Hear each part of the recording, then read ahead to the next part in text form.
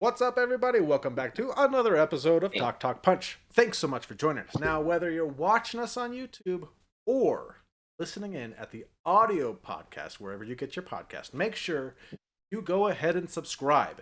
Then, after you subscribe, make sure you come back every Wednesday to see what we're talking about. And like this week's topic, we are giving our top 3 favorite DC animated movies. So these are the ones that they've been putting out for a decade or so, and they take these little movies out of them. They're great. They're great. Oh, that's very good. That is one thing that DC has done so much better than Marvel at. Marvel wouldn't do DC, but animated movies. That's what I meant to say. If Marvel decided to do DC movies, there'd be a lawsuit on your hands, I'll tell you right now. It's like, we could do DC movies, animated movies, much better than DC can. And now we've got ourselves a lawsuit. I am Brody Hansen, joined by Dong Dylan. There we go. We are still... What was your criteria with this? Oh, well, hold on. Some people may be saying, wait a second, I thought there was 3 of you. Well, there are. Well, yes, there are. Just not tonight. In you may spirit, have missed him the past couple weeks. He's still on paternity leave, taking care of his little. So, Charlie will be back. At least that's what he's told me. Charlie, He'll be back. You'll be back. I hope he's you're not coming gonna back. let me be here alone with you. Otherwise, I have to rebrand this whole thing. All those little faces back there that you see, I'd have to change. So, Charlie, I'm gonna have to send you more pictures. Taken months to send me any, so I'll take what I can get. All right, criteria. What did I use for criteria? You know, because we're just looking at animated movies, I just went with the ones that I liked the most. Makes sense. Makes sense. Wasn't a whole lot of criteria to go off of. I went on to HBO Max. I scrolled through all of them. I said, you know what? That one was really good. I did watch 1 or 2 more when I knew that this was coming up, so I could get... There's been a lot. There's been a lot of these. There's been a whole bunch. And I haven't seen them all. I was caught up. I like every time a new one would come out, I was watching it. And then I fell off a little bit, probably because I had kids. So then... And they just keep coming out with them. So there's a lot out there. There's some that I haven't seen. I want to. But I was able to come up with my top 3. How about you two, Dong? Did you have a criteria you were working on, or are these just your favorite ones? You know, I actually borrowed a lot from your criteria, even though we didn't actually say so. I kind of anticipated that you would go along those lines. And so I have done kind of the same thing. I went a lot with when it came to story, because a lot of these, it comes right back down to story. And a lot of these are stories that I really touch and truly love. I'm getting eaten over here. Surrounded by cats everywhere, which is one of the reasons we have to do this remotely, because Charlie's allergic, so you can't be even close to these things. True. They also watch these with me, as a matter of fact. Oh, well, we'll have to have. They had a little bit of there was a discrepancy when it came to some of their favorites, but that's okay. That's okay. I took a consensus. I made my own choice. All right. Well, let's get right into it.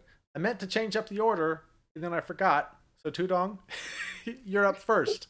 I keep meaning to do that. I keep meaning to change it up. But hey, you know what? You're consistent, sir. And I always appreciate that about you. If nothing else, definitely consistent, which I love. Come on, that's great. My number 3. Your number 3 is a story that I absolutely love. It's Justice League Doom. Batman Doom. I think it's Justice League. But I have to say, I have always appreciated this story when it was in comic book form. You've got Batman taking down the Justice League, not having to do anything. Basically, it sounds really cool when you put it that way, but it actually is shall we say, a villain decides to somehow kind of break into his archives. And he had archived every single way he could take down the Justice League.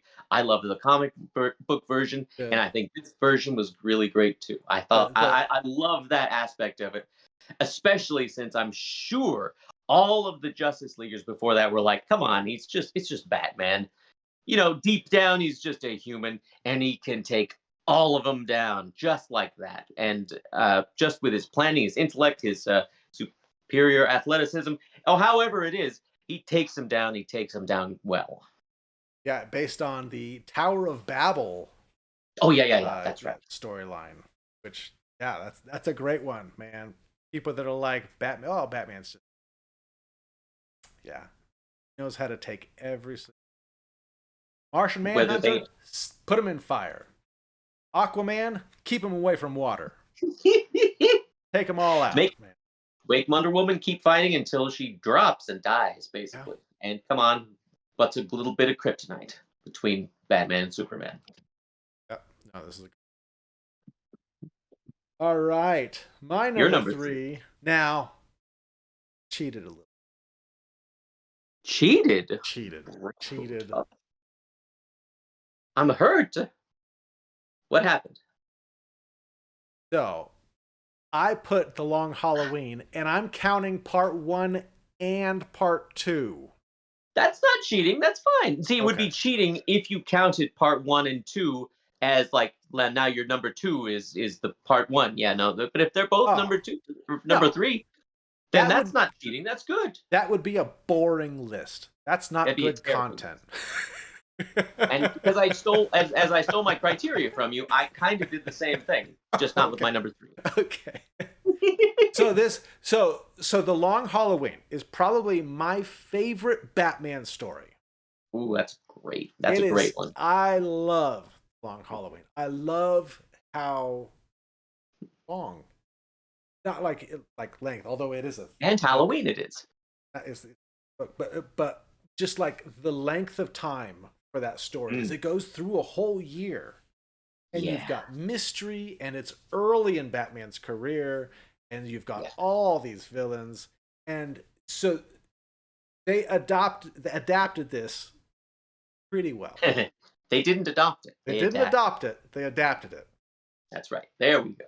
But it's my number 3 because they made some major changes. What changes made it number 3 instead of number 1? Do I spoil it? I don't want to spoil it. I don't want to spoil it. Is it like who one of the people were, or would it be too spoilery, or would So there's a killer going around and killing people on every holiday. That's the main story, and Batman's having to be detective and he's trying to figure this out. He's working with Calendar Man. All the meanwhile, there's some other subplots with Harvey Dent as he becomes Two-Face. This is kind of a Two-Face origin story as well. Yeah. And actually in the book and the movie, the killer ends up being different people. So it's a pretty big change. I don't mind the change. I like them both. And it's one of those times where I watch the movie and I'm like, oh, that's a really interesting ending. And the book is still there, and I probably like the book a little bit more. But I'm not I'm not so offended that I'm like, oh my goodness, they changed it. No, like the book is still the book, and it's still great, and I can still enjoy the movie because it still works. It still works. It still works, and it was actually kind of fun watching the movie because it was different. That when somebody died, I was like, well, that person's coming back, right? Because that person's the killer, and then they didn't, and it was different. And I ended, and I was like, wait, what? Wow. so it was fun to watch as somebody who's a big fan of the book. So I really enjoyed both part 1 and part 2 are great. Cool. I don't think I've seen those. I'm gonna have to check those out now. You should check out this movie, and if you haven't read the book, go book. Definitely go get the book. It's a great Batman story. Very dark. It's got to be dark, Batman. All right, Tudong, you're number 2. My number 2 was Batman: Mask of the Phantasm, and it's interesting because in the one of the previous episodes, one of my honorable mentions happens to be Batman Year 2, which is in some ways kind of an adaptation into Mask of the Black Phantasm. I love that whole entire story, the backstory. They didn't include the Reaper, but that's, hey, you know what? That's okay. That doesn't mean it's not still a really great Batman story. And so, I mean, like, although it's got shades of Batman Year Two, this one, I mean, you've got classic cartoon Batman, Yeah. like the one like back in the '90s. I mean, like and it's very wonderfully written. It's wonderfully rendered. All of the different things. It doesn't make you wish for the TV show because it reminds you. It comes from that same kind of vein, and I mean, I think that worked out perfectly. They took the comic book Batman, they adapted it with the this particular one, and I think they did it wonderfully. Yeah, this is. You've got chills, you've got spills, you've got shocks, you've got thrills. I saw this in theaters. Came out like It did, Christmas Day or something like that, like yeah. 1992, something like Really, 92, something like that. 92. It can't be 92, 95, but No, this was like early Batman the Animated Series. it also makes kind of sense. That also makes sense because I mean, yeah, that's right. Were they going to do several others? They were going to do a couple of others along those same lines. Um, maybe. Oh, 1993. 93. 93. Wow. But yeah, this is just like a classic, right? You get like the animated series style. Nowadays you're getting kind of these styles that kind of have similar style but different. But this is Batman the Animated. Yeah. This has got that continuity, and I loved how they did that. I thought that was really cool how they melded those two together. Yeah. So what's your number two? My number And two. folks, it'll shock you. It will, because cheated. Again? Oh, Brode. Let's see it. Come on, let's see it. All right. Oh, Now, because yeah. this is pretty much another part 1 and part 2. It's the That's death true. and return of Superman, right? It's like the death of Superman is only half of the story. You've got to have the reign of the Superman, or called the return of Superman.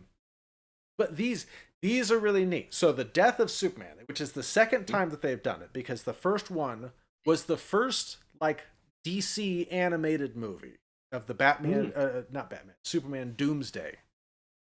Yeah, that's right. It was that's like right. it was Superman like their Doomsday. first big one that they came out with. They kind of launched this universe. They had like the Justice League Unlimited movies and Mask of Phantasm and stuff like that, but Superman Doomsday was like that first one, and it was okay. It was early, didn't really follow the storyline like that well. But this one did a really good job, I thought, for a story that I don't think holds up super well. The comics of it, I don't think hold up. It's filled with these characters from the 90s, right? Like the Justice League was in a much different space. We're getting people like the Guardian. We're getting people like Mogul. Just Maxima. Something like that. There was a bunch of characters that if you read it now, you would be like, I don't know.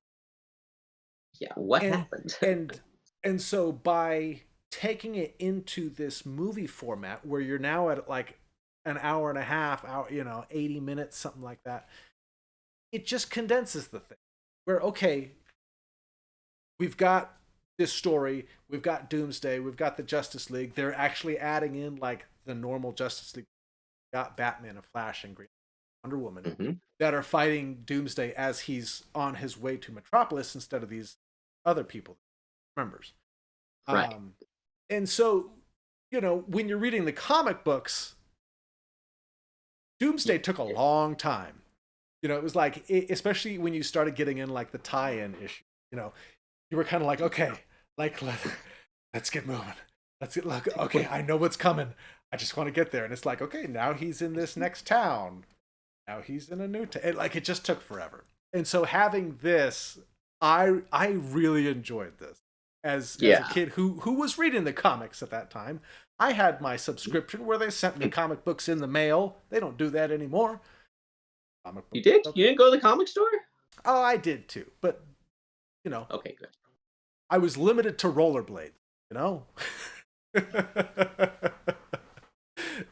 That's So about as 90s as it gets right there. I Now, know. just out of curiosity, why did you include the reign of the Superman? Well, because If it, it's the second part of the story where after Superman dies, you have this mystery because you have these four Supermen coming back. And I remember reading it as a kid, being kind of confused on like, wait, who's the Eradicator? Like, what's the Eradicator yeah, doing?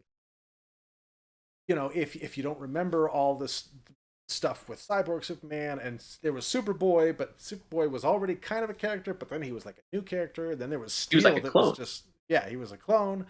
He just was like in honor of Superman. Yeah, and then there was Steel who was just like, okay, I'm here. So And now I'm Iron Man. but having, because are kind of back to back movies, you get Yeah. a lot of those tie-ins, and so you get like the drops of, okay, the Cyborg Superman character, because he's not Superman, so like, who's this character? Oh, I know who that is because I just saw that scene last movie, as opposed to like, oh, I read that a year ago. You know? Yeah. And so it was just a really nice adaptation that just kind of compressed things into just an enjoyable, you know, if you watch them back to back, which I did with boys, you know, it's like a 2.5 hours. You know, it's a lengthy thing, but it's a nice kind of, you start it. They complement each other. Yes, yeah, very Yeah. well. So Nice. that was a very long explanation, but I enjoyed Well, this. it's funny you should say that, bro, because in many ways I cheated with this very next one. My Oh number man, one pick is also technically is a twofer, although I chose a picture of the deluxe edition, but it is in fact a twofer. oh okay, Batman: The Dark Knight Returns. You've got RoboCop, the original RoboCop, voicing an older Batman, an older, more violent Batman who doesn't care. He says all the stuff he does, and you can't choose. This is another one of those where I don't know why they put it into two different parts, yeah, because you're going to watch part one and then part two. sure, It has the very first time, one of the first dark times you see Batman just beat the snot out of Superman. I don't care what anybody says. He beats the snot out of him just about every time because it's the characters. But I mean, not only that, you've got the mutants, which I really thought they were going to, I don't want to say sugarcoat, but I thought they were going to make it a little bit easier to swallow, and they didn't do it. They didn't do it. They made it still just the mutants were there, and they were a threat, and they were nuts, and Batman is there, and he's very nuts. And I mean, when you actually kind of put that right out there, you think to yourself, the original RoboCop is now portraying an older, bitter, violent Batman, and he absolutely delivers. The whole thing, I think, delivers. One of the best Robins. I mean, like an unbelievable. This is the comic book that changed a whole bunch of different things. it People did, say The Dark Knight Returns, and I mean, it absolutely did. It it was. did, yeah. I remember reading this when I was a kid, and I was just like, "Where is the parental guidance sign on this one here?" Because it gets very dark.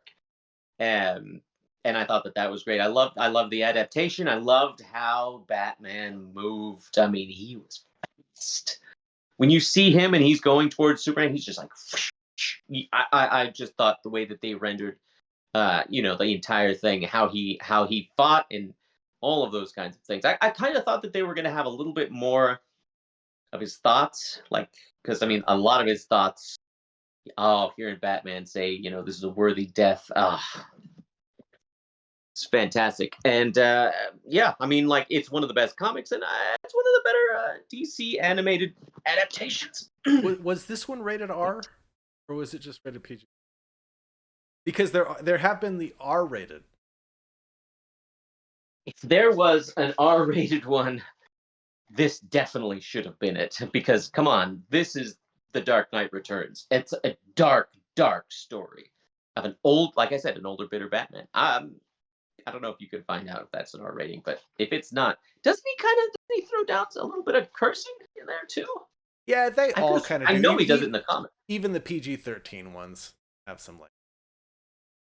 No, just PG-13. Intense sequences of violence and action. Yeah, it's very, very violent, and his fighting style is intense. that fight with the mutant, the head mutant mutant, leader. they call him Mutant King, like intense.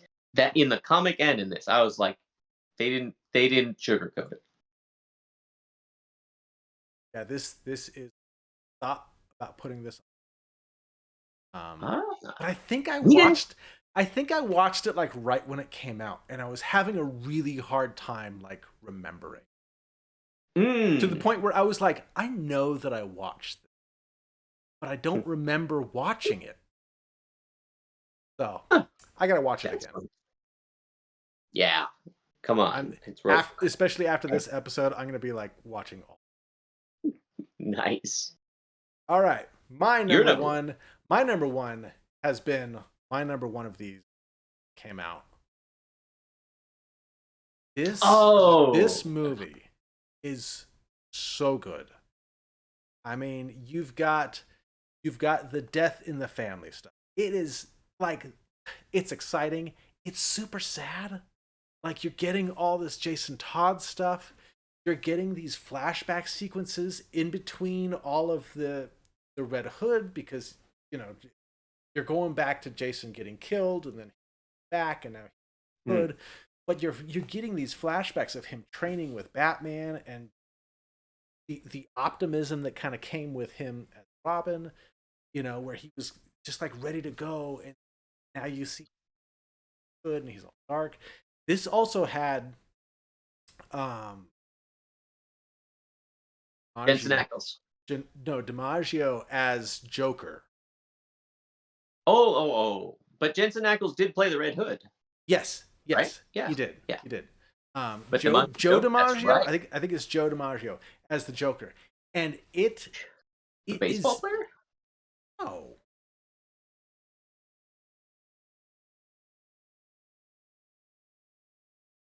Because John DiMaggio. I'm sorry. Okay, good. Because Joe DiMaggio is a baseball player. He married Marilyn Monroe. I don't know that. John DiMaggio, who is Very a, good choice. he's done a lot of voices for these, but they gave him Mm, Joker, and he put out one of the coolest Jokers because it mm, doesn't sound like Mark Hamill. I think a lot of people kind of get on this. Okay, I'm gonna make it Mark Hamill, but I'm gonna kind of make it my own Mark Hamill. Like yeah. John DiMaggio, like just made it his own. He's not.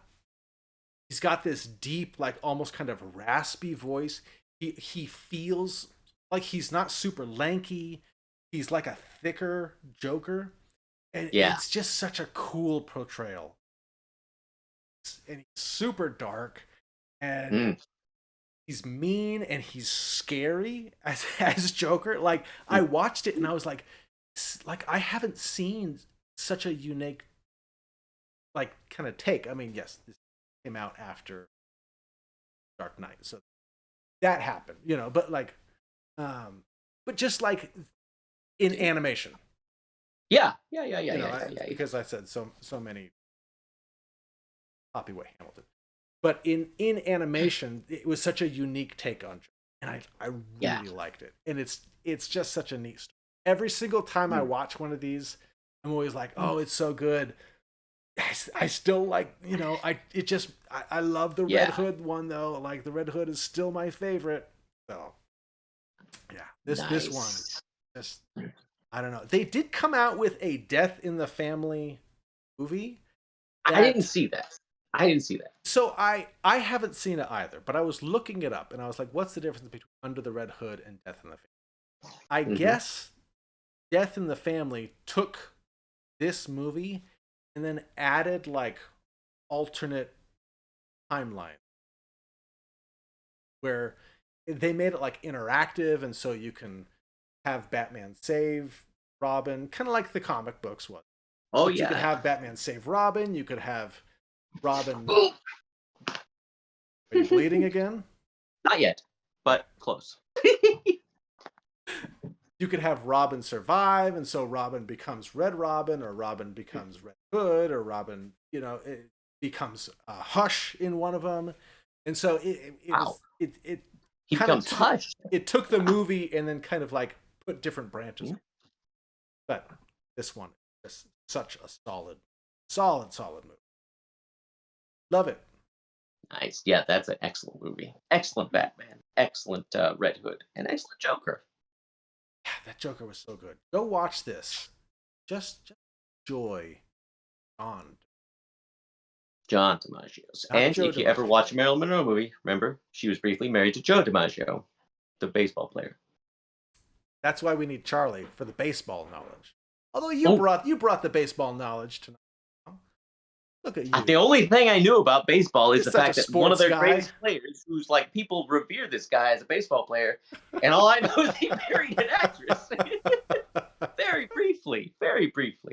Oh. I will say, since we're talking about these animated ones here, I was very surprised. I remember when I watched the last one I watched in the theaters, and that was it was The Killing Joke.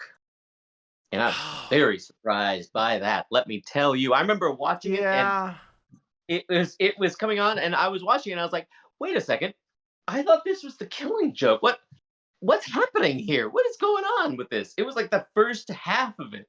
It was something, and I was like, how did this happen? What was happening? And it was all, I was like, why did The Killing Joke turn into a very bad rom-com? Yeah, it was. And it did. And it was terrible. It had cliche characters, offensive ones even. I mean, I was shocked at all of it. I remember watching it, and I was just like, what? That was the last one I saw. What was the last one you saw in the theaters, bro? In the theaters? In the theaters. That's the last one I saw in the theaters. I don't think I've seen any of these in theaters.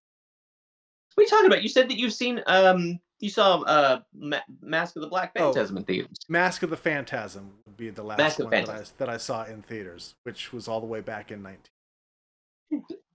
No, I normally just watch these, for a while they were just coming straight to video, and so I would get the Netflix disc and watch them. Now they're all on HBO. I just watch them on it. Nice. It really does. All right. Well, you have anything else to add, Tudong? I am good, bro. I will say one thing. What you folks should do is you should go ahead, and if you click, it's not set up right now, but if you click below, you'll see some of the past videos with so many different electrifying topics about all sorts of different things, and you got to go with the hands. It's all like performing is 90% hands. Everybody knows that. So click down below to see some of the past content, and click below, bro, to subscribe so that you can always come back every single Wednesday to see these shocking, baffling, unbelievable topics and videos. And gives us a thumbs up. Thumbs up. Cool. All right, we'll talk to you guys later. Bye-bye.